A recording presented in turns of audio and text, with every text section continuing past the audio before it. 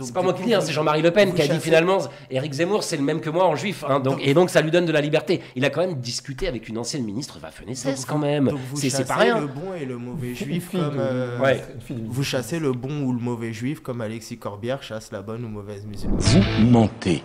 Les chiffres parlent d'eux-mêmes. Bah, allez-y, je pense à quel chiffre là? 70 milliards. N'importe quoi. Je pensais à 1000. C'est pas le concours de la petite blague. Parce que tu veux, j'entends pas. Non, C'est ça normal? Ni bien ni pas bien, je suis pas venue là pour avoir des bons ou des mauvais points. Que vous le voulez ou non, vous avez une tête d'arabe, vous ressemblez à mon oncle Mahfoud au Maroc. Ah, Monsieur Chambaud, votre adversaire vient de marquer un point, une réaction. Les gens n'ont plein de cul des arabes. On se calme là, merde. Pas possible, c'est pas une cour de récré, merde. Faites la paix.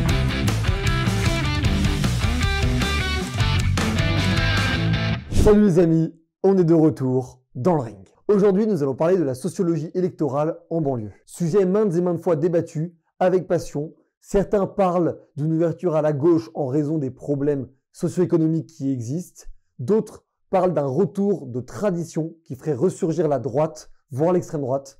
Y a-t-il un choix politique évident quand nous vivons en banlieue? C'est la question que nous posons, et nous la posons avec Anis Red Skull, fondateur du label Hydra Music et chroniqueur sur Beurre FM, et avec Aurélien Taché, député du Val d'Oise, anciennement La République En Marche et maintenant Nouveau Démocrate, qui confrontent leurs idées et arguments sur ce sujet où trop peu de fois sont débattus avec des gens qui ont vécu dans ces banlieues. Vos débatteurs sont prêts, votre présentateur est prêt. T'es prête toi Mathilde? Oui. On se retrouve dans le ring. Donc on se retrouve au cœur du débat. Je suis aujourd'hui avec Aurélien Taché. Bonjour Aurélien Taché. Bonjour. Vous êtes député du Val d'Oise et coprésident du parti Les Nouveaux Démocrates. Et vous avez plus récemment, vous êtes engagé dans la campagne de Éric Piolle et derrière plutôt l'Europe Écologie Les Verts, même si vous restez pour l'instant dans votre parti. Tout à fait. Et je suis avec Anis, aussi connu sous le nom de Red Skull. Anis, vous êtes chroniqueur politique pour Beurre FM. C'est ça, et vous êtes exactement. Et vous êtes le fondateur du label de musique rap Hydra Music. C'est ça. Aujourd'hui, on est là pour parler de sociologie politique et électorale au sein des quartiers, au sein des banlieues. Et j'aimerais d'abord, parce que ça a été à la base l'objet de ce débat, qu'on se pose la question de si jamais c'est possible, légitime ou pertinent de voter Zemmour ou Marine Le Pen, donc le camp national, quand on est dans les quartiers. Aurélien ? Bon, moi, je n'ai pas à dire que quelque chose est légitime ou pas. C'est-à-dire que j'ai jamais pensé que pour faire reculer les idées que je combats, parce que je combats les idées d'Éric Zemmour et de l'extrême droite, il fallait dire que ceux qui les soutiennent sont des idiots, n'ont pas le droit de voter pour ces gens-là. Moi, j'ai débattu 2 fois avec Éric Zemmour. Je ne fais pas partie des gens qui refusent de débattre avec lui. Après, ce qui m'intéresse, c'est de comprendre pourquoi, fondamentalement. Parce que pour moi, Éric Zemmour ou ceux qui défendent les idées d'extrême droite sont vraiment des gens qui, s'ils accédaient au pouvoir, mèneraient une politique qui serait complètement contraire à l'intérêt des gens qui vivent dans les quartiers populaires. Ce serait malheureusement des politiques encore beaucoup plus discriminantes qu'aujourd'hui, alors qu'il y a déjà pas mal de discrimination en France. Ce seraient des politiques antisociales et contre les catégories populaires, alors que les catégories populaires, au contraire, ont besoin d'être aidées par rapport sur les questions économiques, par exemple, pour augmenter les salaires, pour tout un tas de choses. Donc moi, je ne comprends pas comment on peut voter pour Zemmour ou Marine Le Pen quand on vit dans ces quartiers-là, ou alors c'est que, je sais pas, il y a tromperie sur la marchandise, ils arrivent à faire croire des choses qui sont pas sincères, je n'arrive pas à me l'expliquer autrement. Après, moi je jette l'opprobre sur personne, chacun est libre de son vote. Bah écoutez, vous commencez bien, monsieur Taché. Alors déjà en catégorisant Marine Le Pen et Éric Zemmour d'extrême droite, vous leur faites gagner des points comme la plupart de la gauche d'aujourd'hui. Car clairement, on ne peut pas les cataloguer d'extrême droite. L'extrême droite vise à renverser la République. L'extrême droite, c'est tout ce qui se ramène aux heures les plus sombres de notre histoire. Et clairement, ces gens-là ne s'en revendiquent pas et n'ont rien à voir en fait avec ce courant d'idées. Pour le coup, vouloir renverser la République, c'est être d'extrême droite. Mais Éric Zemmour et Marine Le Pen se présentent à une élection présidentielle, pour le coup. Ils ne sont pas d'extrême droite pour vous, Anis ? Pour moi, ils ne sont pas d'extrême droite. Ils sont d'une droite très dure. Marine Le Pen serait même d'extrême gauche pour moi. En fait, pour moi, Marine Le Pen, ce serait plus de l'extrême gauche souverainiste, car si on enlève tout le chapitre valeurs et conservatisme de son programme, ça reste une pâle copie de celui d'LFI. Oui, c'est un chapitre important, mais si on enlève l'immigration, le conservatisme, etc., ça redevient le même programme qu'LFI. D'ailleurs, en Italie, on a le mouvement 5 étoiles et la Lega del Norte de Matteo Salvini. et Kanté Di Maio, qui se sont mis d'accord. Donc ça montre qu'il n'y a pas une très grande différence. Donc les cataloguer d'extrême droite, pour moi, déjà, c'est un faux argument. Et sur le fond du sujet, est-ce que les personnes qui vivent dans les quartiers auraient du sens et auraient raison pour leurs propres intérêts de voter pour ces camps-là? S'ils ont raison pour leurs propres intérêts, je ne suis personne pour le dire, mais en tout cas ça a du sens, oui, car quand on regarde par exemple le programme de Marine Le Pen, c'est beaucoup d'aide sociale et c'est aussi une préférence nationale, mais quand elle dit préférence nationale, notamment pour les HLM, elle parle des gens avec une nationalité française. Ça veut dire qu'elle ne parle pas d'un blanc gaulois. Elle parle d'un quelqu'un titulaire d'une carte d'identité française qui travaille ici, qui cotise dans les aides sociales en France, et voilà. Donc c'est pas déconnant en fait qu'une partie se retrouve là-dedans, puisqu'on a ce que j'appellerais une néo-immigration qui arrive un peu d'endroits où on n'a pas forcément les mêmes mœurs en fait, et qui a du mal à s'adapter à la population française. Je le vois dans certains quartiers, c'est le choc des cultures. Et aussi, on a ce manque des valeurs, car avant, quand nos parents ont débarqué, souvent, leur premier rapport à la France, en fait, c'était par le syndicalisme, par tout ce qui est les forces ouvrières, lutte ouvrière, etc. Ils apprenaient les valeurs françaises, car ils étaient avec des ouvriers qui étaient déjà français, ils venaient ici pour travailler au chemin de fer, aux mines de charbon, etc. Et en fait, ce rapport à la nation, aux valeurs françaises, où ils organisaient souvent des pots entre eux pour bien les intégrer à la communauté française. Ça n'existe plus aujourd'hui au niveau des syndicats d'extrême gauche. D'ailleurs, c'est aussi pour ça qu'une bonne partie de la classe ouvrière vote maintenant RN plutôt que LFI ou Parti communiste. Il y a beaucoup de choses intéressantes dans ce que vous venez de dire. Je vais reprendre par la fin. Je suis tout à fait d'accord avec le dernier point. Pour moi, il y avait effectivement une intégration, on va dire, une arrivée des populations issues d'immigration d'Afrique du Nord ou autre qui se faisait bien dans l'entreprise, par le syndicalisme dans les décennies 60, 70, 80 et qu'on a perdu, mais on l'a perdu en fait tout court ça. C'est-à-dire qu'il n'y a plus de syndicats forts, il n'y a plus de grands partis de gauche dans ces quartiers populaires et c'est d'ailleurs une grosse partie du problème. Après on peut se demander pourquoi, c'est-à-dire qu'ils ont certainement échoué sur un certain nombre de choses, sinon ils ne seraient pas aussi faibles, mais en tout cas ça fonctionnait bien. Après, c'est vrai que sur le reste, je suis en total désaccord parce que qu'est-ce qui constitue pour moi l'extrême droite ? C'est pas uniquement d'être révolutionnaire et de vouloir renverser la République. Je comprends votre argument, mais pour moi, c'est d'abord des idées. C'est-à-dire que vous dites Marine Le Pen, elle pourrait être d'extrême gauche, mais fondamentalement non, parce que l'extrême gauche, pour moi, c'est d'abord l'internationalisme. C'est travailleurs de tous les pays, unissez-vous. C'est en fait considérer que celui qui est comme vous en bas de l'échelle dans un autre pays, il est plus proche de vous que finalement, si je reprends la définition historique, que le capitaliste qui vous fait travailler, etc. Bon, je ne dis pas que moi c'est forcément mes idées. L'internationalisme, je pense que c'est bien parce que quand vous avez le terrorisme, le réchauffement climatique, des choses où finalement, si tous les pays ne mènent pas des politiques communes, vous n'arriverez à aucun résultat. Je pense qu'il faut être internationaliste. Après, moi, je ne suis pas communiste, donc ça appartient à d'autres. Mais voilà pourquoi déjà sur ce plan-là, j'ai une difficulté. Vous dites ensuite Marine Le Pen, la préférence nationale. Bon, déjà, alors ça, moi, j'en ai parlé dans un livre qui est sorti il y a quelques jours, ou que j'ai fait avec 2 chercheurs sur le nativisme. C'est la logique nativiste, c'est de se dire, finalement, ceux qui sont nés là et qui sont là depuis plus longtemps ont plus de droits que ceux qui arrivent. Mais attention, parce que quand on commence à trier comme ça, vous avez raison de dire que dans la loi... Et c'est pour ça d'ailleurs qu'elle ne le propose pas. Elle va faire la préférence nationale et elle ne pourra pas mettre plutôt les blancs que les noirs. Mais parce qu'elle ne peut pas, parce que la Constitution et les droits de l'homme l'empêchent. Mais là où, à mon avis... selon vous, si elle pouvait. Là où, à mon avis, vous faites... Peut-être, mais... Voilà. Peut-être qu'elle le ferait, mais elle ne pourra pas le faire. Et clairement, du coup, dire qu'il ne faut pas voter pour elle parce qu'elle va préférer les blancs aux noirs, c'est un argument pour moi qui est vraiment... Alors pour moi, il y a juste un point que je voudrais ajouter là-dessus. Vous avez raison, dans la loi, elle ne pourra pas le faire là tout de suite. Moi, je pense qu'elle et ses amis le souhaiteraient. Mais attention à ne pas sous-estimer en politique le pouvoir de l'influence. Quand Donald Trump a été élu, il a pris un certain nombre de lois qui ont été dans le sens de ce qu'il disait.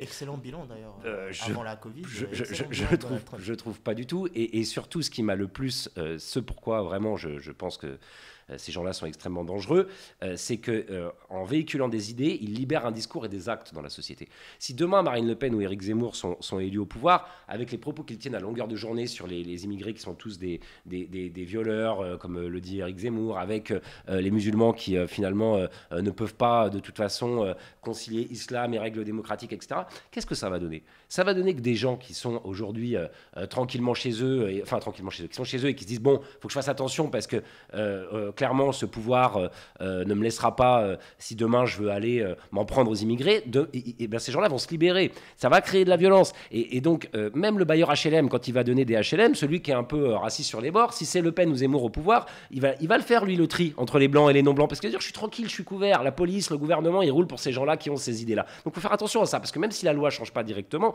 dans la société, ça va avoir des conséquences très concrètes et des conséquences de division, de violence, de tri entre les gens en fonction de leurs origines. Ça, c'est très clair. Et donc, c'est pour ça que pour moi, c'est l'extrême droite, même s'il n'y a pas la partie révolutionnaire de renverser la République. Et encore, Éric Zemmour, s'il pouvait renverser la République, moi j'ai déjà eu la discussion avec lui, s'il pouvait changer de régime et partir sur un truc un peu plus hard, il le ferait bien volontiers.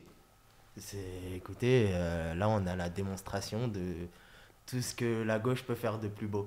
C'est-à-dire que là, on a eu clairement à entendre Aurélien Taché, en fait, c'est le Ku Klux Klan qui se présente aux élections. Je n'étais pas au courant. Je crois pas qu'il ait été aussi. Oui, j'exagère beaucoup.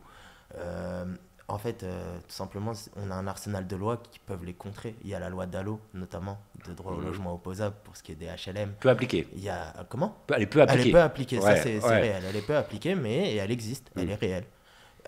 On a aussi, comment ça s'appelle ? C'était quoi déjà ? On a alors les logements HLM et attendez, c'était quoi ? Oh punaise, j'ai perdu le fil. Pour construire des HLM, c'est la SRE, non peut-être ? Je sais pas si c'est ça que vous vouliez parler, mais non, c'est ah oui voilà. Donc pour ce qui est du logement, on a la loi Dallot qui est là, qui est écrite. Ensuite, on a tout un arsenal de lois en fait contre le racisme en général. C'est-à-dire que si un raciste demain décide de sortir dans la rue et d'aller, comme vous le dites, en toute impunité parce qu'il a entendu tel discours décomplexé, qu'il le fasse. Il en assumera les conséquences devant la justice, tout simplement. En fait, vous prenez les Français pour j'ai l'impression que vous prenez les Français pour des gens qui n'ont pas ce discernement en fait de faire attention entre les paroles de quelqu'un qui est en train d'essayer de plaire à un certain électorat, parce que c'est réel, il essaye de plaire à un électorat aussi raciste chez lui. Je suis pas là pour dire le contraire, mais j'ai envie de dire, il y a des racistes qui votent PS, il y a des racistes qui votent LFI, enfin la droite dure n'a pas le monopole du racisme. Et clairement, moi, je trouve ça choquant, des fois, certaines paroles, comme je l'avais dit précédemment dans mes interventions. Mais je sais que c'est de la politique, en fait. C'est de la politique, c'est de la démagogie, c'est du discours. On a des lois qui sont bien faites, le code civil, le code pénal, le code de procédure pénale. J'aimerais qu'on fasse évoluer le sujet et j'aimerais poser une question qui peut paraître assez étonnante, mais qui est revenue régulièrement sur beaucoup de questions. C'est toutes les parties traditionnelles de certaines familles musulmanes en banlieue sont-elles finalement très proches d'une gauche progressiste telle que parfois elle est vendue en banlieue ? Mais c'est pas parce que vous êtes musulman que vous êtes plus progressiste ou plus conservateur. Moi, vous savez, je me définis comme un démocrate. Je demande pas aux gens d'être tous progressistes. Si vous avez des familles musulmanes ou catholiques ou juives ou athées qui veulent être conservatrices, elles en ont bien le droit. Moi, mon propos, il est pas là. Juste sur les lois quand même. D'accord, on a toutes ces lois qui nous protègent, mais on est bien d'accord que s'ils prennent le pouvoir demain, ces gens-là, c'est pour changer les lois. Éric Zemmour a dit que les lois contre le racisme, il les abolirait. Donc attention quand même à ce qui arriverait. Maintenant, je vois bien où vous voulez, quelle question vous voulez me poser. Moi, je pense qu'il n'y a pas plus de gens conservateurs ou progressistes en fonction des religions. Et moi, mon point... Je parlais plus du conservatisme religieux, catholique, juif ou musulman, sans aucune distinction. Oui, j'ai compris. Mais ce que je peux entendre, c'est que parfois, il y a eu des injonctions de donner par la famille politique à laquelle j'appartenais auparavant. Moi, vous savez que j'ai commencé à militer au Parti Socialiste en disant aux gens, voilà, vous devez penser comme ci, comme ça, sinon vous êtes forcément d'horribles fascistes. Et parfois, ça peut, dans les catégories populaires aussi, heurter certaines valeurs traditionnelles ou autres. Et je ne pense pas que c'était la bonne manière de faire. Moi, je n'ai jamais considéré ça. Moi, mon propos, il est de dire qu'il faut préserver garder les libertés et la démocratie pour tout le monde. Et que quand on est de telle ou telle religion, on n'a pas, ou de telle ou telle origine, on n'a pas moins de liberté ou de droits qu'un autre. Pour moi, être progressiste, c'est ça. Après, moi, à titre personnel, j'ai des positions qu'on va trouver très progressistes. Je ne sais pas, je vais vous dire n'importe quoi, je suis pour la PMA, la GPA, mais je ne demande pas aux gens forcément de l'être. Ça, c'est le débat démocratique. On a bien le droit de voilà. Donc, je pense que oui, vous pouvez avoir dans les quartiers populaires des gens qui ont des valeurs conservatrices là-dessus, je ne le nie pas du tout. On en débat démocratiquement. Ce qui me pose problème avec des gens comme Éric Zemmour ou Marine Le Pen, c'est qu'on n'est pas juste avec, je sais pas moi, la droite conservatrice classique, j'en sais rien, moi, Bruno Retailleau par exemple.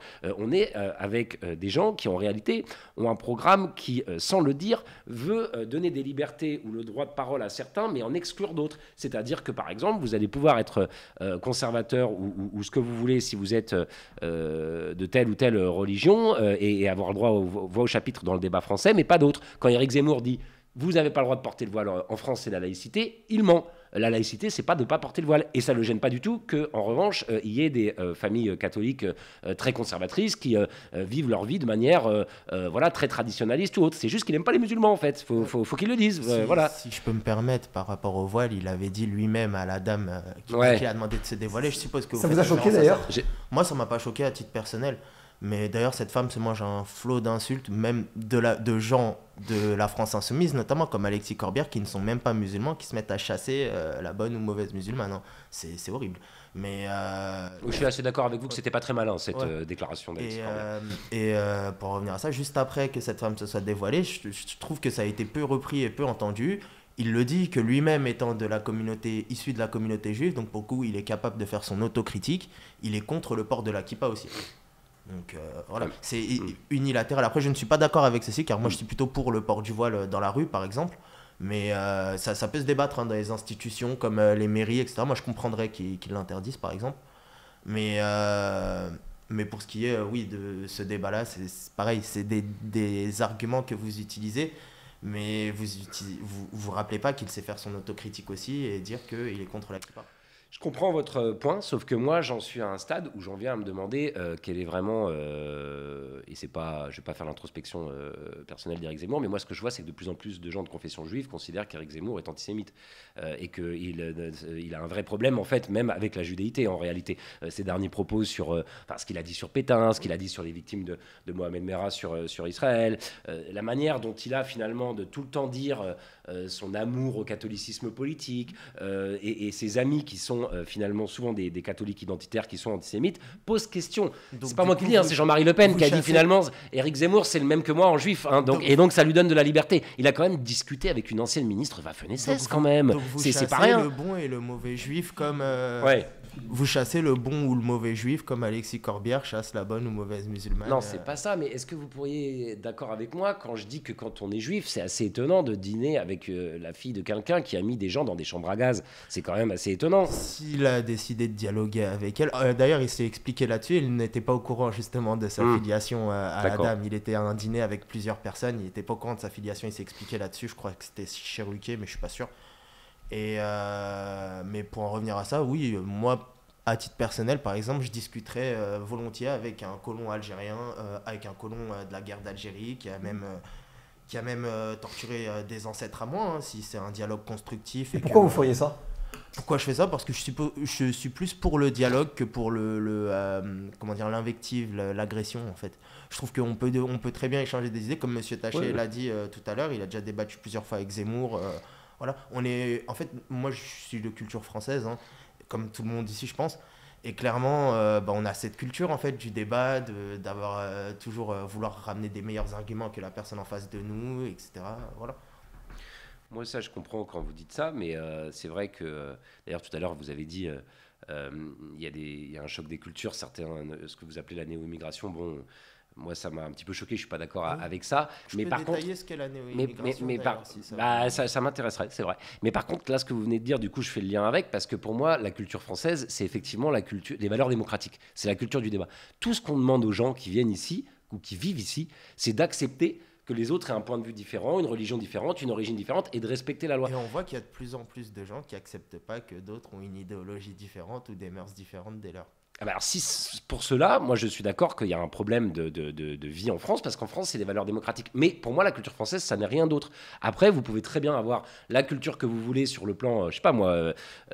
gastronomique. Oui musical, voilà, gastronomique, musical, artistique, même la manière de vivre en famille, tout ce que vous voulez, la religion, peu m'importe moi. Si vous respectez la loi et que vous acceptez que les autres aient un point de vue différent de vous. Et ce qui me pose problème avec Éric Zemmour, c'est que j'ai le sentiment que lui, il n'est pas du tout dans cette chose-là. Il définit encore hier soir à la télé longuement ce que serait selon lui la culture française en citant un certain nombre de choses. Moi, si vous voulez, je comprends pas parce que j'y suis très attaché aussi à la culture française, mais à ce moment, la grosse différence que j'ai avec ces gens-là, c'est que quand on aime la culture et qu'on ne veut pas qu'elle disparaisse, quand on aime sa culture, moi j'aime la peinture française, la littérature française, j'aime manger une entrecôte, etc. Je veux pas que les autres, la culture des autres disparaisse, sinon c'est que vous aimez pas la culture. Le meilleur moyen de défendre sa culture, c'est d'accepter que ceux qui viennent gardent une partie de la leur et que tout ça enrichisse une nation. Une nation, elle ne doit pas être fondée que sur une culture. Moi, c'est ça que je ne comprends pas avec les idées d'Éric Zemmour. Parce qu'il ne veut pas que... Pardon. Vas-y. Parce qu'il ne veut pas que cette culture, en fait, devienne la néo-culture française, et je le comprends. J'aimerais qu'on fasse évoluer le débat sur notamment toute la sociologie électorale, on va dire, des quartiers. La gauche a toujours été beaucoup plus présente en banlieue et dans les quartiers. J'aimerais déjà qu'on comprenne pourquoi c'est de plus en plus en train de basculer vers un abstentionnisme ou vers les extrêmes. Alors, moi, je pense qu'historiquement, on en a un petit peu parlé tout à l'heure, on avait des syndicats qui étaient aussi ceux qui, dans les quartiers populaires, quand des travailleurs arrivaient, parce que rappelons-nous que l'immigration dont on parle, notamment l'immigration issue du Maghreb dans les années 70-80, c'est une immigration de travail. C'est les papas qui partent travailler. Souvent, la famille reste dans un premier temps au pays. Et puis après, il y a eu la politique du regroupement familial. Et donc, voilà, sous Giscard. Donc, au départ, les hommes viennent pour travailler. Donc, ils peuvent être dans les syndicats pour que tout simplement sur l'accès aux droits. C'était intéressant le débat qu'on avait juste avant. Pour moi, il n'y a aucune culture qui ne peut pas être soluble dans la démocratie. Par contre, parfois, vous avez besoin de faire un travail au départ. Ce que faisaient ces syndicats, voilà comment ça se passe en France, voilà comment tu vas faire pour la banque, je ne sais pas quoi, le français, l'école de tes enfants, etc. Aujourd'hui, il n'y a plus de corps intermédiaire ou de gens pour le faire. Et donc, moi, ce que j'aurais souhaité, c'est j'avais fait un rapport au début du mandat là-dessus, que j'avais remis à Édouard Philippe et Emmanuel Macron, c'est qu'on refasse une politique d'accueil et d'intégration pour les gens qui viennent d'arriver. Moi, je ne parle pas pour les gens qui sont français, qui sont, ça n'a rien à voir. Ça, c'est la question de l'égalité, des discriminations ou du respect de la loi, c'est autre chose. Mais les gens qui viennent d'arriver, quand vous arrivez du Soudan, quand vous arrivez du Nigeria, moi je me rappelle de réfugiés que j'avais vus, qui arrivaient de ces pays-là, et la jeune fille, je discutais avec elle, elle me dit mais moi je sais même pas ce que c'est un CV. Forcément, faut aider les gens, faut leur apprendre la langue, faut leur expliquer comment on cherche du boulot ici, quelle est la manière de faire, etc. Si vous faites ça, c'est pas extrêmement cher, hein. Moi j'avais chiffré ça coûte 600 millions d'euros par an, c'est rien par rapport au budget de l'État français qui est de plusieurs centaines de milliards d'euros. Vous avez des gens qui très rapidement vont travailler, parler français, etc., puis faire leur vie dans ce pays. Et s'ils respectent la loi, quel est le problème? Mais plus personne ne fait ça. Et parce qu'on ne fait pas ça, parce qu'on ne veut pas faire ça, on dit c'est de la faute de leur culture, ils veulent pas s'intégrer, c'est de leur faute. Mais arrêtez, c'est une hypocrisie. La réalité, c'est qu'on ne veut pas les accueillir, ces gens-là. Cette vague d'immigration, elle est arrivée notamment, elle a commencé, les balbutiements c'était sous la fin du mandat de Sarkozy, et elle a commencé à vraiment exploser sous le mandat de Hollande, et elle prospère maintenant sous le mandat d'Emmanuel Macron. Ces deux gouvernements auxquels vous avez plus ou moins participé de près ou de loin, si je me trompe. Tout à fait. Donc, tout à fait. Mais pourquoi n'avez-vous pas fait ces choses-là? Moi, j'ai fait ces propositions et pourquoi vous avez fait des et j'ai quitté. Parce que malheureusement, c'est pas moi le président de la République, mais peut-être ça arrivera un jour, j'espère. Non, je plaisante. Mais non, mais je veux dire, en tant que député, j'ai fait des propositions. J'ai soutenu ces gens-là et au bout d'un moment, quand ils n'ont pas écouté mes propositions, j'ai fini par les quitter. Vous m'accorderez au moins la cohérence. Voilà. Pour partir avec Yannick Jadot qui récupère quelques déchets de cette époque-là du PS. Bon, j'espère que vous ne me traitez pas de déchets, mais je ne vais pas le prendre comme ça. Non. Mais je pensais bien que c'est pas ce que vous vouliez dire, mais enfin. Oui, mais du coup, ça serait une question d'acceptation de la culture des étrangers qui ferait que les quartiers, les zones populaires votent plutôt à gauche. Et moi, je voudrais vous poser la question. Alors, vous pensez que ce serait une bonne idée de faire ce que j'ai proposé là, pour que les gens puissent trouver le moyen de s'intégrer, ou vous préférez qu'ils viennent pas? Oui, clairement. Ah, d'accord. Mais moi, je suis pas foncièrement contre l'immigration. C'est juste que là, comment ça se passe actuellement, c'est le bordel pour parler. Je suis d'accord avec vous. Trivial, franchement, je suis d'accord avec vous. C'est le bordel. Je suis d'accord. On a, c'est ce que je disais tout à l'heure, une néo-immigration qui arrive, et c'est plus. Pour ce qui est de l'immigration, par exemple, qui vient de certains pays du Maghreb, c'est de l'immigration de confort, très clairement, monsieur Taché. Moi, je suis en contact régulièrement avec mon bled, comme on dit, chez des allers-retours en Algérie, par exemple. En Algérie, la plupart des gens qui migrent, ils viennent parce qu'ils sont bloqués par un système. Hein. Clairement, il y a un système corrompu là-bas, etc. Voilà. Mais on a aussi beaucoup de gens qui viennent par confort, parce qu'ils refusent de faire leur pays, de rester dans leur pays, de galérer. Alors que, je sais pas, je pense qu'un Français, par exemple, si la France traverse une période d'austérité, il va pas penser à se barrer en Espagne ou en Belgique, je sais pas. Mais et du coup, cette immigration de confort. Je pense que c'est comme tous les pays, il y en a qui le font, il y en a qui le font pas. Oui. Vous l'avez très bien dit pour l'Algérie, c'est pareil. Ce serait pareil pour les Français. Il y en a qui resteraient, il y en a qui partiraient. Mais je pense quand même un peu moins. Mais après, parce qu'on a un système plus structuré aussi, faut dire les choses. En Algérie, c'est vraiment aussi le bordel au niveau même des plus hautes sphères de l'État. Mais pour revenir, en fait, on a une néo-immigration qui arrive et qui n'est pas vraiment adaptée à nos mœurs. Il n'y a rien pour les intégrer. Quand on voit ce qui se passe Porte de la Chapelle, notamment, maintenant, ça a été déplacé à Rosa Parks, puis après au Jardin, puis maintenant vers le parc de la Villette. Mais quand on voit des phénomènes comme ça n'a rien à voir avec l'immigration que la France a connue auparavant. Auparavant, l'immigration que la France a connue, elle venait par exemple du Maghreb ou des pays d'Afrique. Ces gens-là, ils sont francophones. Vous voyez, même la plupart, ils sont gaullistes même. C'est impressionnant. Mais je sais bien. Ils sont francophones. Ils ont déjà eu, par exemple, s'ils viennent du Maghreb, ils ont déjà eu une scolarité, puisqu'ils arrivent généralement ados. Ils ont déjà eu une scolarité où ils ont appris le français, une scolarité en français, etc. Donc je veux dire, ils ont moins de difficultés à s'intégrer pour moi. Mais des Afghans, des Soudanais, je suis désolé, je vais parler vraiment crûment, mais il y a de la place en Égypte, il y a même de la place en Algérie, puisqu'on a une forte immigration burkinabé, par exemple, en Algérie. Et au lieu d'aller en France, ils restent là-bas, ils travaillent. D'ailleurs, c'est puisque le pays a besoin de main-d'œuvre. Clairement, en fait, je comprends pas pourquoi la France en particulier. Parce que vraiment, et là, je dis ça encore une fois cash, c'est la merde pour certains SDF français, même, qui sont malheureusement pour la plupart issus d'anciennes vagues d'immigration. Et on aide des migrants qui viennent d'arriver à leur place.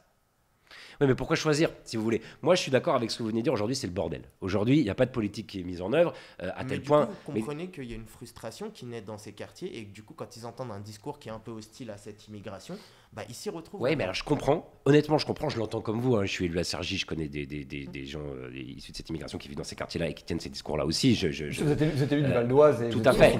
Et ça va permettre de reboucler un petit peu avec la question. Évidemment que c'est ce qui se passe, mais ça, c'est un piège. Faut pas qu'on tombe dedans. Déjà, les vagues d'immigration dont vous parlez dans les années 70-80, c'est vrai qu'il y avait eu des choses de fait. C'est nous qui avons été chercher les gens. Mais ces gens venaient avec un but, surtout. Mais qu'est-ce qu'on a fait? Bon, on a mis les gens, et ça va reboucler avec votre question, pourquoi la gauche est coupée des classes populaires, dans les quartiers, des quartiers populaires. Alors qu'à la base, c'était justement là où... alors, mais sauf alors attendez, parce que, qu'est-ce qui s'est passé en fait? On construit des HLM, on fait venir les gens pour travailler dans l'industrie ou dans le bâtiment, là où on a des besoins, puis après, on laisse tomber. Et on se préoccupe pas de savoir si leurs enfants vont pouvoir aller dans les mêmes écoles, si tout ça va se mélanger et faire un beau pays. Non, et même pire que ça, vous avez des maires, je le dis, moi j'ai pas de problème à faire la critique, des maires communistes ou autres qui disent non, il faut que les gens restent parce qu'ils votent pour nous. On va leur donner un petit peu des subventions, 3 associations, 3 colonies de vacances. Mais je suis d'accord, mais moi cette gauche-là, je la rejette. Moi je veux une gauche qui, en tout cas, mes idées politiques, c'est de considérer qu'il faut pas prendre les gens pour des enfants, qu'il faut arrêter avec cette espèce de paternalisme et qu'il faut l'égalité et qu'il faut juste. Mais par contre, ça suppose de pas avoir de racisme, ça suppose, et vous l'avez dit tout à l'heure un petit peu, et je suis pas totalement désaccord avec vous, il y a des gens dont le racisme n'est pas frontal et assumé, dont il est plus discret. Au Parti Socialiste, moi, combien de fois j'ai vu des gens issus de l'immigration, ils devaient attendre 10 ans, 20 ans, 30 ans au fond de la salle avant d'avoir peut-être la chance de se présenter, puis à la fin, on leur dit... J'ai été au MJS, voilà, je connais bien ça. Tu comprends, ça va être compliqué, avec le vote FN, vaut peut-être mieux pas que tu y ailles. Non, mais ça, c'est absolument indigne, et ça fait que les gens, ils finissent par se dire, mais en fait, ils me prennent pour des... On préfère encore les autres, au moins ils assument. Moi, j'ai eu plein de jeunes qui viennent me dire, au moins Marine Le Pen, elle me regarde droit dans les yeux, elle me dit ce qu'elle pense, contrairement à tes amis socialistes. Donc, j'entends bien cette chose-là. Donc, à mon avis, la coupure avec les catégories populaires de la gauche, elle vient de là. Parce qu'à l'époque, il y avait eu quelque chose d'un peu mis en place avec les HLM, les syndicats, etc., qui étaient plutôt de gauche. Puis après, on a laissé tomber les gens et on ne leur a pas permis d'arriver pour leurs enfants, leurs petits-enfants, parce qu'au début, vous venez dans un pays, vous travaillez, etc. Mais après, vous voulez que vos enfants, vos petits-enfants fassent des études et ils réussissent. Et là, on a laissé tomber. Les écoles dans ces quartiers, elles ne sont pas bonnes. Les gens qui y vivent, ils n'arrivent pas à aller se loger ailleurs. On les a laissés tomber. Donc ça s'est coupé de la gauche. Mais aujourd'hui, c'est encore pire parce qu'il y a des gens qui viennent... on ne fait rien du tout, on leur met même pas un bout de... Moi, vous savez, ok, on peut avoir un débat là-dessus, tout le monde... Puis on va pas prendre chaque cas individuel, mais moi, dans beaucoup de réfugiés que j'ai vus, vous parlez des Afghans, etc., bon, il y a aussi pas mal de gens du Soudan, etc., moi, la plupart des gens que j'ai vus, ils m'ont pas demandé un HLM, un RSA, Ils m'ont demandé le droit de travailler C'est pour ça que dans mon rapport, j'avais dit donner le droit de travailler aux demandeurs d'asile et quelques cours de français. Et il me dit, moi, je vais me débrouiller.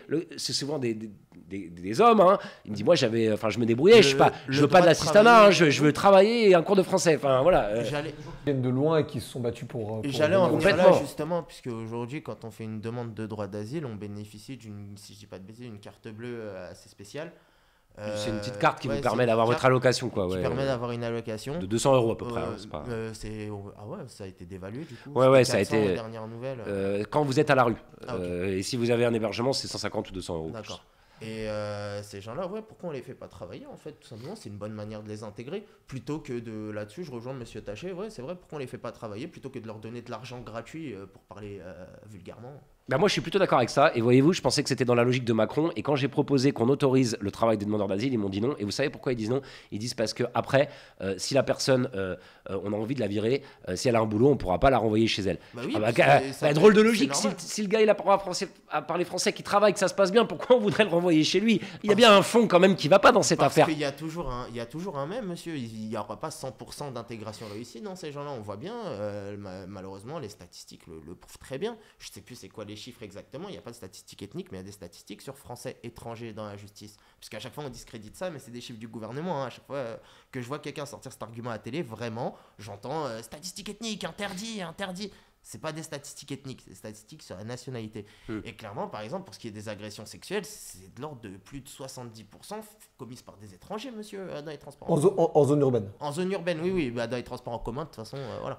Bah, attendez, on peut en parler de ça, parce que moi, vous voyez, après, des étrangers, ça peut être des Allemands, ça peut être des Américains, non, évidemment. Mais moi, je voudrais dire deux choses là-dessus. D'abord, encore une fois, est-ce que c'est lié à la culture des gens, ou est-ce que c'est lié au fait... Non, mais attendez, je vous donne mon point de vue, vous me donnerez le vôtre. Pour moi, c'est pas lié à la culture des gens, c'est lié essentiellement au fait que, effectivement, vous êtes dans des endroits où il y a de la violence, de la criminalité, de la pauvreté, et donc forcément, statistiquement, il y a plus de crimes d'une manière générale. Après, sur la culture, je voudrais dire un mot sur la culture. Moi, je suis vraiment... Je m'appelle Taché, enfin voilà, à ma connaissance, j'ai pas de, ou en tout cas bien loin, si je suis issu d'immigration dans ma famille, j'ai vécu dans des villages ruraux, etc. Je peux vous dire la violence envers les femmes, les violences sexuelles. Quand on vient m'expliquer que les musulmans sont tous forcément d'affreux machistes violents qui aiment pas les femmes, mais que venez vivre dans mon bled. Le mien à Saint-Pompin dans les Deux-Sèvres, le nombre quand j'étais petit autour de moi d'inceste, de violences sexuelles, de misère mais qu'on ne lie pas ça à la culture. C'est la misère sociale qui crée ça, en réalité. Et vous avez même dans les catégorisés, donc c'est même plus que ça, c'est des valeurs machistes qui sont ancrées dans la civilisation quasiment humaine, parce qu'il n'y a pas beaucoup d'endroits où et donc ça n'a absolument rien à voir avec la culture ou les religions, c'est ça que je voudrais dire. Bien sûr que ça existe, mais ça n'a pas à voir avec les religions. Je suis d'accord, hein, les musulmans n'ont pas le monopole de taper leur femme, et tout, n'importe qui tape sa femme en fait. Enfin, je veux dire, peu importe sa religion, pas tous les hommes, comment dire, je veux dire, vous m'avez compris. C'est même soit une minorité. J'aimerais qu'on fasse évoluer le sujet justement de toute cette question de sociologie électorale. Certains quartiers aujourd'hui, et ça a été documenté par plusieurs auteurs, dont les derniers en date, Davé et l'Homme, qui sont des journalistes du Monde, sur les questions de territoires perdus, et notamment sur fond d'islamisation de certains quartiers. Moi, j'aimerais qu'on se pose la question de comment on pourrait faire une reconquête démocratique et donc, du coup également électorale de ces quartiers-là. Déjà, il y a un truc qui est dit en fait souvent, même pour le coup le camp national, que même si j'ai beaucoup de désaccords, j'ai plus de tendance à y soutenir, parce que je suis apolitique, hein, il y a en effet une confusion. En fait, ils confondent le musulman et la racaille, ces gens-là. Genre pour eux, musulman égale racaille, surtout Éric Zemmour, pour citer les choses clairement. À chaque fois qu'il va parler de délinquance, il va se mettre à parler d'islamisation. Sachez que dans les quartiers, la plupart des musulmans, par exemple, pratiquants traditionnels, entre guillemets, qui vont à la mosquée, qui font le jeûne, qui sortent avec la tenue le vendredi, etc., ces gens-là, ils en ont marre en fait de tout ce qui est délinquance et tout, et ils en ont marre même d'entendre que ça vient de l'islamisation des quartiers, hein, d'ailleurs. Mais quand ils voient que la gauche a une réponse faible face à ça, et que la droite, même si elle a des paroles maladroites, hein, c'est clair de le dire, propose des réelles solutions comme renforcer les pouvoirs de la police, même la présence dans certains quartiers policiers pour justement faire en sorte une reconquête des quartiers, quoi, clairement, parce qu'il y a des quartiers, moi je suis dans une banlieue où tout se passe très bien, hein, mais il y a des quartiers où c'est des enclaves, ils sont enclavés, où je m'y rends même des fois. Ces quartiers-là, si on monte pas patte blanche, on passe pas l'entrée, quoi. Ouais, mais alors là, on parle, ce que vous dites, c'est très intéressant, parce que là, on parle de délinquance. C'est-à-dire que ce qui pose problème, moi, la reconquête, d'abord, le mot reconquête, bon, vous l'utilisez parce qu'il est utilisé dans le débat, je dis pas que c'est vous qui l'avez choisi. Et qui vient de David Lhomme, et c'est pour ça que je me permets de Ouais, mais reconquête, c'est pas tout à fait neutre, hein, c'est reconquista, c'est les catholiques qui virent les musulmans, enfin, historiquement, enfin, c'est pas tout à fait neutre. Mais enfin, bon, bref. Moi, je pense que le problème, il vient pas tellement je suis d'accord avec ce que Anis vient de dire, le problème, il n'est pas du tout. Islamisation, ça veut dire quoi? Encore une fois, si le problème, c'est que finalement, on ne veut plus en France des droits de l'homme et des libertés pour certains, si on ne veut plus que tout le monde ait le droit de choisir sa religion et d'exercer librement, il faut le dire. Moi, j'appelle ça le nativisme. Encore une fois, c'est culturaliser la citoyenneté. C'est plus les droits de l'homme, c'est autre chose. On est dans un autre délire. Hein. On se dit que la France, c'est une république qui a telle religion, telle catégorie d'origine. Moi, je vais être très heurté par ça, mais au moins, il faut l'assumer. Si le problème, par contre, c'est de montrer patte blanche parce que vous avez des dealers ou des gens qui tiennent un quartier, c'est ça le sujet qu'on veut traiter ensemble. Donc, il faut pouvoir, pour faire ça, d'abord, dans un certain nombre de quartiers, effectivement, on voit bien qu'il y a une telle violence et une telle misère. Il faut quand même à un moment se demander comment on va sortir les gens de là, comment on va refaire des politiques de logement qui permettent aux gens d'aller vivre ailleurs ou ramener des nouvelles populations ici. Mais il y a un vrai sujet de ce qu'on appelle péter le ghetto. C'était le maire de Sevran, il avait cette expression, j'aimais bien, il faut péter le ghetto. Voilà, donc, et la pauvreté est le principal facteur? En fait, c'est des choses qui se cumulent. Quand vous avez une grosse pauvreté, quand vous avez... tout ça se nourrit après avec l'insécurité, la délinquance, etc. C'est un peu la poule et l'œuf. Mais en tout cas, ça n'a rien à voir avec la religion, quoi. D'abord, moi, les vrais quartiers dits islamisés, j'aimerais bien qu'on me les montre. Ensuite, si... ça existe quand même. Ouais, il y en a un peu, je suis d'accord. Mais les quartiers islamisés ne sont pas des quartiers délinquants. Exactement. La mosquée, en général, est plutôt un facteur de paix dans un quartier. Et c'est pas là où les gens se radicalisent. Mais par contre, vous pouvez comprendre que ça puisse gêner quand même certaines personnes qui sont attachées à la laïcité et à la culture française. Moi, en tant que musulman, j'arrive à le comprendre. Mais qu'est-ce qui doit les gêner? Qu'est-ce qui doit gêner? C'est-à-dire qu'il y ait une mosquée, ça me gêne pas. Ça veut dire, par exemple, Zemmour hier à Drancy, qui était dans une boucherie halal, et qui parle au propriétaire et qui lui dit, mais clairement, oui monsieur, c'est très bien, vous avez une boucherie halal, c'est très bien, il faut même des boucheries cachères pour les juifs et tout. Le problème, c'est que s'il y en a partout, c'est un problème. À Colombes, on a eu où je vis, on a eu ce problème avec un commerce qui vendait... justement qui était un commerce entre guillemets, c'était pas un commerce islamique dans le sens où ça vendait des articles religieux, mais en gros ça vendait du halal et ça vendait pas d'alcool, ça vendait pas de viande porcine par exemple. Et il avait signé une convention pour être un magasin d'alimentation générale et c'était le seul du quartier, dans un quartier où il y a pas que des musulmans en fait. Et du coup, je suis d'accord. Et du coup, la mairie, ils doivent partir depuis. La mairie a demandé à ce qu'ils partent. Et puis au final, ils se sont mis à déplacer un Lidl qui avait de l'autre côté de la ville pour le mettre dans le quartier pour que les gens aient accès à cette surface pour pouvoir faire leurs achats. D'alimentation générale. D'alimentation générale. Et ça, par exemple, je peux le comprendre, moi, que ça agace certaines personnes. Moi, par exemple, je m'appelle Jean-Paul, imaginons. J'ai envie de me faire, je sais pas, moi, ma bouteille de Montbazillac avec ma chérie, et j'arrive, j'ai pas moyen de le faire parce que je suis dans un quartier où il n'y a plus ça. Mais je suis d'accord, mais est-ce qu'on est d'accord qu'on est dans une économie de marché?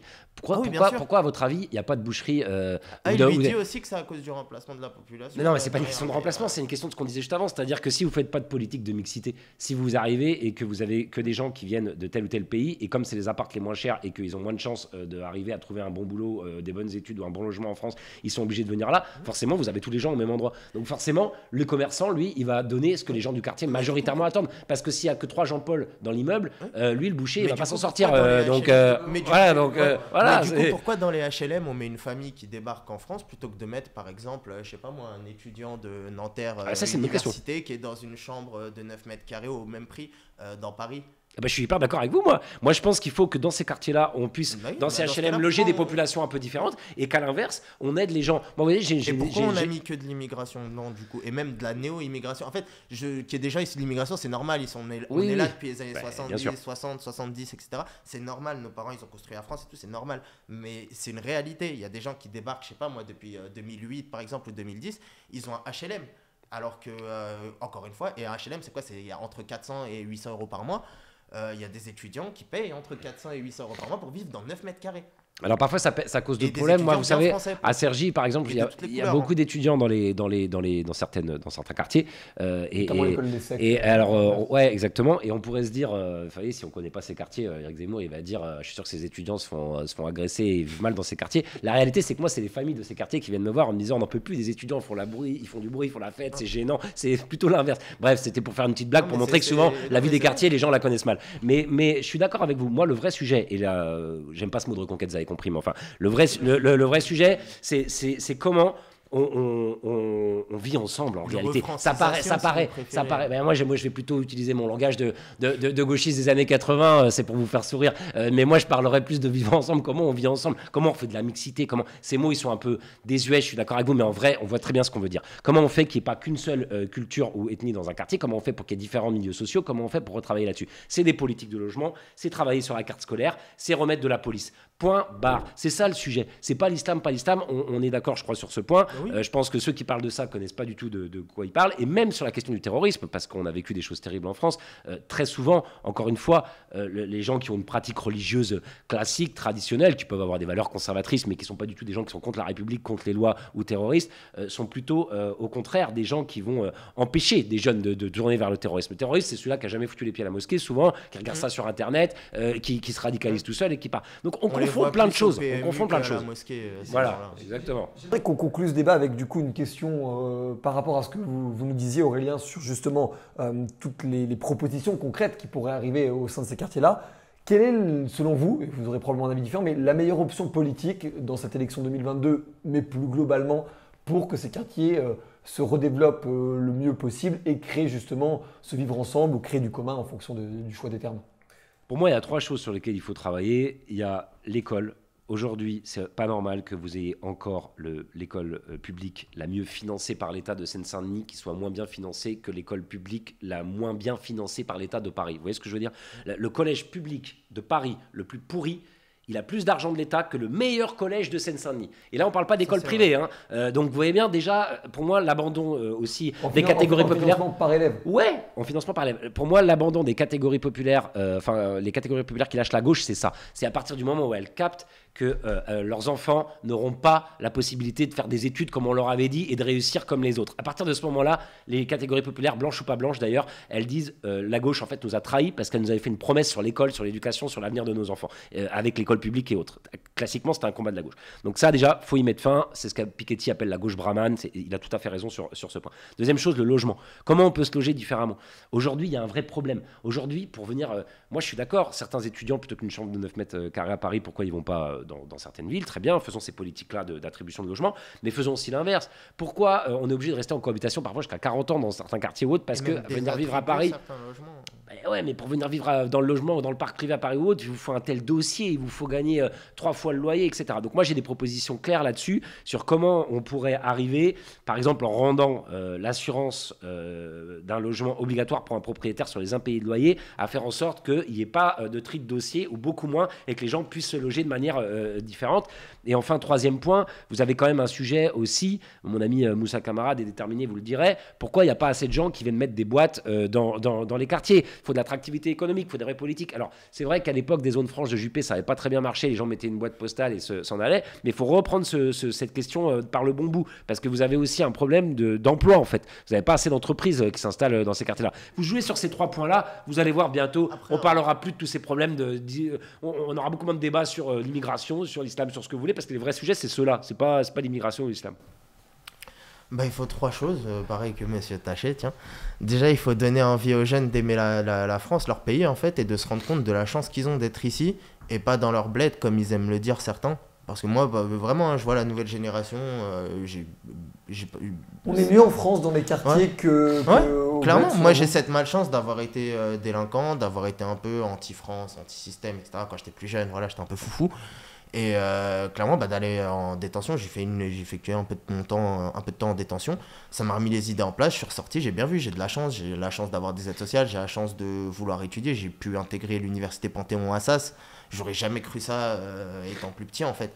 Et clairement, en fait, il faut inculquer en fait ces valeurs aux jeunes aujourd'hui, qu'ils sont bien en France, qu'on est dans un pays où ils ont l'égalité des chances, que même s'ils commencent dans un collège pourri en Seine-Saint-Denis, bah, ils peuvent finir à Assas, en fait, tout simplement. Et pas leur mettre tout de suite dans leur tête qu'ils peuvent finir que joueurs de foot ou agents de la RATP ou rappeurs à succès. Et du coup, voilà. Alors, parce que en vrai, c'est ce que la gauche fait maintenant dans les quartiers, pour caricaturer, hein, évidemment. Ensuite, il y a la sécurité. Montrer aux gens, notamment en banlieue, qu'on les entend en fait sur la sécurité. Tout simplement parce que c'est vrai que la gauche aussi, elle est plus occupée à dire que la police est raciste et méchante, taper sur tout le monde, etc. Mais pas en valeur assez des profils issus de l'immigration, qui sont dans la police. Et on peut citer Linda Kebab ou Abdoulaye Kanté, d'ailleurs, que vous avez reçu, qui a livré un témoignage très touchant. Voilà, il y a des gens qui s'en sortent aussi à servir la République, et ces trucs-là, on les met pas assez en valeur. Et troisième point, ça va être en fait arrêter de toujours voir le mal dans ce que vous appelez l'extrême droite. Moi, je refuse de les appeler d'extrême droite. Extrême droite, ça va être le parti de la folle là, qui était avec sa pancarte, le complot juif, etc. Ça, pour moi, c'est l'extrême droite d'aujourd'hui. Mais ce que vous appelez l'extrême droite, vous, non, c'est des gens, c'est des patriotes en fait, tout simplement. D'arrêter de traiter tout ce qui est camp patriote, camp national, etc., comme tout de suite de l'extrême droite. J'ai même vu que Onfray était d'extrême droite. Onfray, c'est mon auteur préféré. Je ne peux pas dire que j'ai lu de l'extrême droite toute ma jeunesse, quoi. Oui, alors moi je pense que là-dessus, mais ça serait l'objet d'un deuxième débat, il y a un terme qui s'appelle le confusionnisme que j'aime bien moi, c'est-à-dire que ce qu'on appelle un peu rouge-brun, Onfray, c'est quelqu'un qui va être capable d'avoir été libertaire à un moment, puis qui après va dire tout le contraire aujourd'hui. Appelons-les comme on veut, mais c'est quand même nationaliste, ultra-conservateur, oui. Tout ça c'est vrai. Et c'est pas des gros mots. C'est pas des gros mots, mais par contre, il faut pas se cacher derrière son petit doigt. Les idées qui sont descendues, c'est celles-là. Si on a envie d'y adhérer, on a le droit, mais qu'on vienne pas m'expliquer que ces gens-là seraient la nouvelle extrême gauche, comme l'avait fait tout à l'heure, parce que ça, Marine Le Pen, parce que ça, franchement, je peux pas accepter ça. Moi, elle est d'extrême gauche. Et ne caricaturons pas non plus les gens de gauche, tous, parce qu'il y a eu effectivement un PS, SOS Racisme, qui a vraiment échoué et que moi je rejette aussi, mais on peut avoir... Ça fait du bien d'entendre ça. Franchement, mais on peut quand même rester fier des valeurs qui étaient au début celles qui auraient dû être dans ce camp-là et essayer de les reprendre de manière beaucoup plus actuelle et sans blabla, sans langue de bois, sans fausses bonnes idées, comme a pu le faire pendant longtemps SOS Racisme ou des organisations qui n'ont pas beaucoup aidé les gens des quartiers populaires. Je vous rejoins, mais à mon avis, Éric Zemmour ne les aidera pas plus et même ce sera pire. Voilà. Oui, après, c'est un capitaliste. Hein. Voilà. Merci beaucoup pour ce débat, c'était super intéressant. Merci beaucoup Anis, merci beaucoup Aurélien. J'espère que ça vous aura intéressé, que ça vous aura permis d'éclairer un peu toute cette sociologie électorale, politique, idéologique, de parler aussi un peu d'immigration, de logement, de solutions pour l'école et pour... J'ai compris que le terme reconquête n'était pas le bon, on va dire d'avancée républicaine au sein des quartiers. Merci. Refrancisation. Là, pour le coup, ce terme-là, je vous le laisse. Mixité sociale, tout simplement. Mais bon, voilà. Merci beaucoup de nous avoir suivis. Abonnez-vous au Crayon. N'hésitez pas à donner votre avis ou à poser des questions en commentaire. On se retrouve très bientôt pour un autre débat. C'était Valorant. Ciao.